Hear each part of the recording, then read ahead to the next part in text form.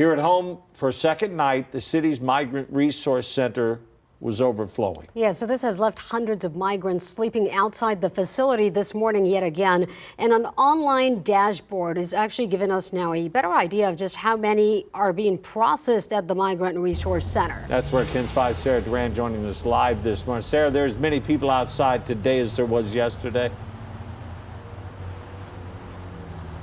Yeah, Barry, it's still pretty active here at the city's Migrant Resource Center. This is the second day we are seeing people sleeping outside of the facility. In fact, I've counted, I don't know, maybe a handful of buses still bringing in migrants this morning. Now, these folks are being documented through this dashboard. It's a free public resource hosted on the city's website, and it tracks just how many migrants are being transitioned here in San Antonio. This is what it looks like, and I think it's really well done. It's simple, and it tells you exactly what you need to know. Now, the data is broken down by the location of where these migrants are processed. So it's not just the number of migrants counted here at the MRC.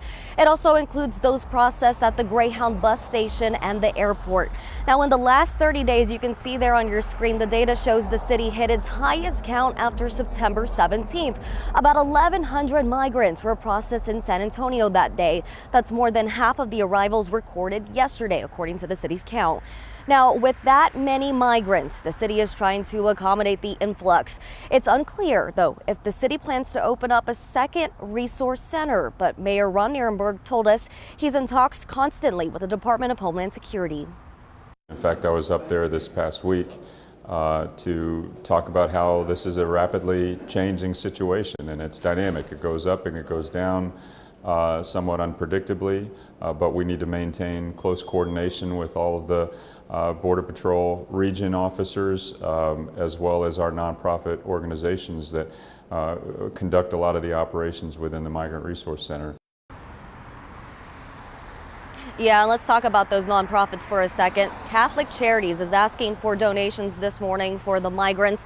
The city is also supporting that effort by taking in food, clothing, and hygiene items. However, they did make it clear, do not bring those items here to the MRC. They will not be accepted. The city has a donation station at the San Antonio Food Bank. That's where you can take your donations. People can also take donations to the St. Stephen's Care Center. That's going to be off of Zarzamora. But for now, we're live on the north side. Sarah Duran, KENS 5. Thank you, Sarah.